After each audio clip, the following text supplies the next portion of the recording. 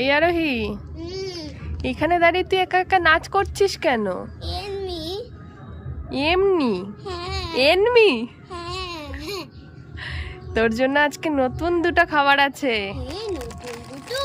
হ্যাঁ, চোখ বন্ধ করো।